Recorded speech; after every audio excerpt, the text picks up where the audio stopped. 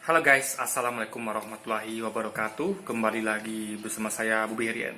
Kali ini saya ingin cerita guys ya. Kembali kita cerita, setiap hari kita bawaannya cerita mulu gitu kan. Jadi ini adalah dari hasil pemikiran. Jadi apa yang kita pikirkan tuh harusnya kita bagi gitu kan, agar ya bisa menambah sedikit insight atau pandangan mungkin Anda bisa setuju bisa tidak gitu kan.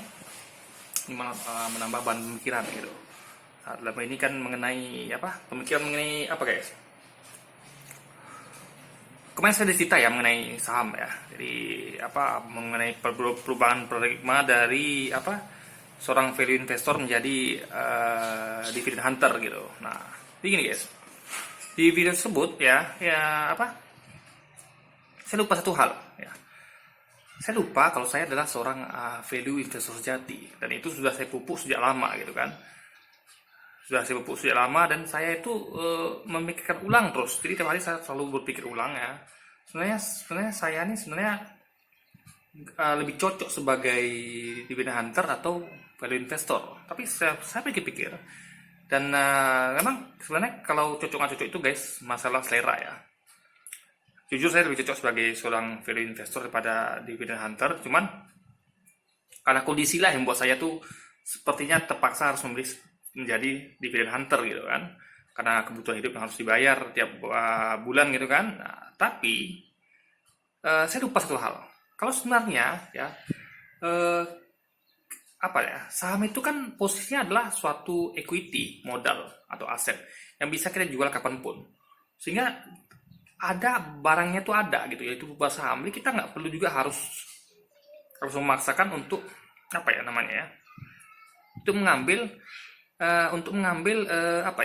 untuk mengambil saham-saham yang rajin memberikan dividen gitu. Nggak mesti juga.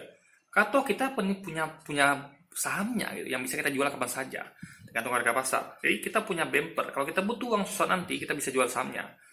Nah, dan khusus kalau kita punya tabungan dahulu, intinya adalah itu tabungan juga, tapi cuma dalam bentuk barang gitu, saham yang bisa dijual. Jadi nggak ada juga sedikit, nggak ada juga terlalu ada beban di situ.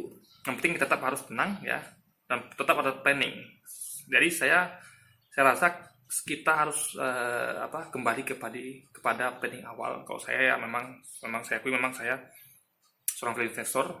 Saya meyakini value akan saham tersebut, dan saya mempelajari pasar memang dia jujur guys ya, di Indonesia ini ya terutama itu memang tidak realistis, itu banyak yang tidak realistis, dan akan salah kalau kita mencoba membaca arah pasar. Itu salah besar karena kita tidak punya kemampuan untuk untuk melihat masa depan yang pertama ya, apalagi sampai melihat isi pikiran kepala orang. Itu mustahil untuk melihat isi kepala orang ya.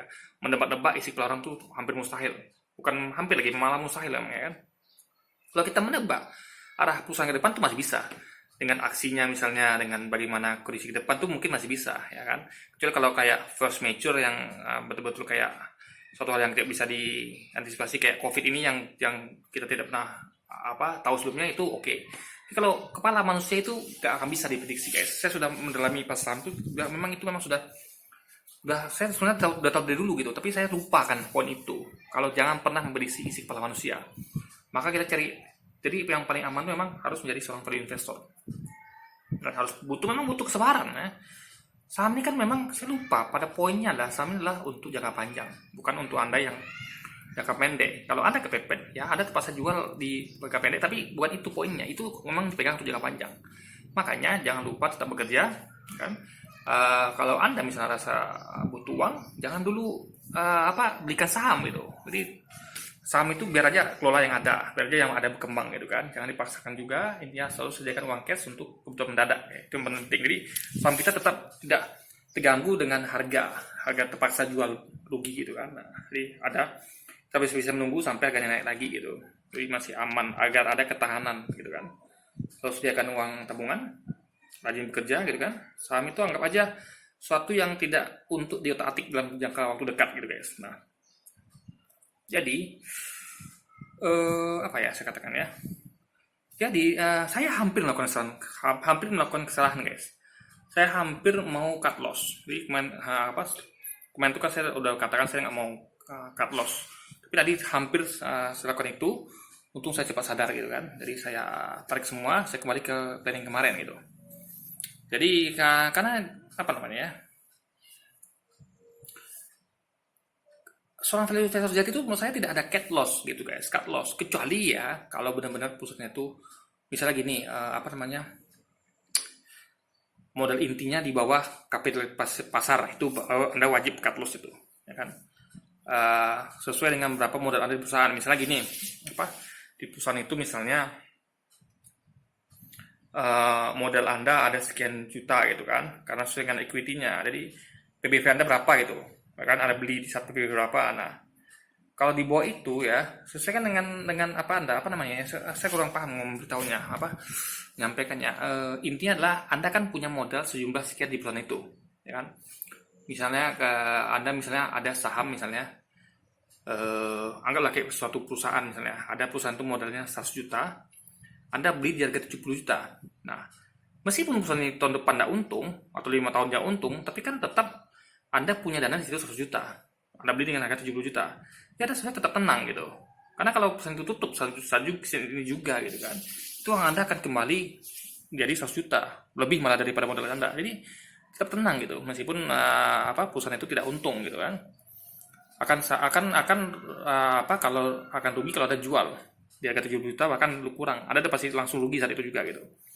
Meskipun ada kasus beberapa yang perusahaan itu yang kalau bangkrut itu memang nggak membalikan dana nasabah, karena memang itu bangkrut, bukan tutup ya, bukan tutup itu. Kalau bangkrut itu walau alam sawab, itu udah hapus-hapusnya kita. Di perusahaan, selama perusahaan kita tuh masih nilai saham kita tuh masih di bawah equity dia yang kita ada berhari situ, tenang aja seharusnya. Ya berharap semoga perusahaan ke depan kinerja akan baik. Karena perusahaan itu tentu guys ya, kita ketahui perusahaan ini kan ada manajemen dan ada owner, pemilik saham besar. Nah, manajemen tentu tidak akan membiarkan perusahaan itu kolaps gitu kan. Dia akan berusaha keras. Dan manajemen dan owner terbesar pun tentu akan mempush manajemen supaya bekerja baik. Dan kalau mereka tidak merasa manajemennya tidak bagus, mereka akan menggantinya. Jadi masih ada harapan kalau selama kita masih pegang ya, karena perusahaan itu tidak akan dibiarkan itu larut dalam terpurukan. Itu akan ada usaha dari manajemen dan pemilik saham terbesar. Karena posisi kita kan memang pemilik saham kecil gitu kan, retail gitu kan. Nah, jadi tetap tenang gitu kan. Ya, jadi ya biarkan saja perusahaan itu bekerja. Kita tetap pegang sahamnya ya. Kita adalah seorang value investor. Jadi itu yang saya lupakan selama ini kalau saya adalah seorang value investor sejati. Jadi apa mau terjadi, meskipun misalnya kayak sekarang saya pegang perusahaan yang sejak tahun 2012 itu nggak pernah yang makan equity yang berkurang, tapi equity yang berkurang itu tidak pernah, masih jauh di atas modal yang saya tanam guys, gitu kan. Jadi ya kurang lebih sekitar masih ada seperempatnya gitu. Jadi seandainya perusahaan itu tutup sekarang juga, modal saya kan kembali pakai lipat, untung malah gitu kan. Nah, cuman dia kan nggak mau tutup sekarang juga. Intinya adalah kita tetap memiliki aset di situ, itu yang paling penting gitu. Jadi jangan pernah cut loss ini. Kecuali kalau ada kepepet ya, saran saya kalau ada kepepet, oke, tenang aja, cool. Saya merasakan itulah ciri khas investor sejati, ya. Jadi tetap cool, tenang, meskipun diumang-uming pasar nih kan, karena saya memang sempat terikut dengan kondisi psikologis pasar lagi begini, saya terikut, tapi untung saya tetap ingat pijakan, saya adalah seorang investor sejati, maka tetap tenang. Jadi dana yang ada itu kan tidak hilang. Kecuali kalau perusahaannya bangkrut.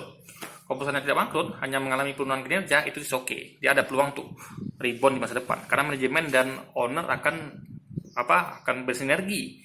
Owner nggak mau rugi, manajemen juga tidak mau dipecat gitu atau diganti gitu kan. Jadi akan aman-aman saja. Selama tidak ada yang force majeure yang luar biasa kayak dia bangkrut gitu kan. Jadi tetap tenang aja. Yang penting kita makanya jangan pernah saham ini dijadikan untuk dulu sementara. Kalau value investor sejati, dia nggak mau jadikan saham ini sebagai tiang hidupnya guys. Kalau dia saham ini adalah tujuan panjang gitu kan. Makanya syukur-syukur kalau dia pegang perusahaan yang bagus ya, perusahaan itu dia karena dia mengincar value, mengincar kenaikan equity. Suatu saat kalau dia beruntung, perusahaan itu sudah mature, dia akan mulai bagi dividen ya. Jadi disitulah dia mulai merasakan dividen. Kalau enggak kan dia kan value investor itu kan mendapatkan hasil dari capital gain sebenarnya juga, ya kan? Misalnya dia butuh uang nih, 10 tahun lagi nih, nah dijualnya sahamnya yang sudah meningkat gitu kan. Karena karena mungkin ada juga perusahaan yang tidak meningkat gitu apa harga sahamnya, tapi modalnya udah meningkat gitu. Jadi tinggal nunggu pasar realitas saja gitu. Meskipun kita tidak mengharapkan kali gitu kan, karena kita kan punya modal di situ sebelah sekian. Ini misalnya Anda punya perusahaan dengan nilai 100 juta, kalau orang nawar 30 juta ya biarin aja gitu. Itu anggap aja itu adalah orang gila yang tidak mengerti tentang equity perusahaan gitu. Kalau kita tahu berapa jumlah equity perusahaan itu, dan itu adalah kita murni sebagai pemegang saham gitu guys. Jadi ya seperti itu sedikit dari saya sekarang ini ya. Kalau ada jadi apakah Anda seorang value investor, dividend hunter, dan lagi kalau dividend hunter guys ya, saya timbang ulang itu harus bayar pajak lagi kan 10% gitu dividennya. Itu dulu lumayan juga gitu kan. Nah, lagi nanti kalau kita mau investasi lagi, kita kena lagi nanti biaya jual beli guys. Nah, jadi tambah banyak ya. Tapi kalau kita sebagai value investor, kita cuman betul loh, value investor tuh hanya kena ketika kita biaya beli saja guys. Nah sekali aja, karena kita pegang jangka panjang, mungkin kita jual 5 tahun 10 tahun lagi baru kita kena fee kedua. Itu sangat hemat biaya, kita hanya kena biaya fee beli aja guys. Beda kalau seorang trader ya yang jual beli, itu sudahlah Anda bayar fee jual dan beli. Saya merasakan, saya pernah mana kan jadi trader beberapa kali, saya kena fee jual beli beberapa kali itu kan, meskipun mungkin masih ada untung karena saya jualnya selalu di harga untung, tapi tetap aja kena fee juga, kena fee dividen juga super. Jadi kalau saya sih milih menjadi value investor gitu. Jadi apalagi ya kita punya tabungan lah sedikit kan gitu untuk menjaga sementara sahamnya itu nanti rebound lagi guys. Jadi saran saya sebagai seorang value investor yang sudah kembali ke habitatnya ya, kalau Anda masih punya ketahanan dana dan Anda bisa kuat bekerja ya, Anda seharusnya tidak perlu meninggalkan habit atau impian atau style Anda sebagai seorang value investor. Karena itulah menurut saya style itu penting, prinsip itu penting, dan itu menjaganya, kecuali kalau Anda kepepet ya kan. Jadi mungkin itu aja yang mau saya bagikan sekarang ini ya guys ya. Sekian untuk video kita kali ini, sampai jumpa lagi di video-video selanjutnya. Wassalamualaikum warahmatullahi wabarakatuh.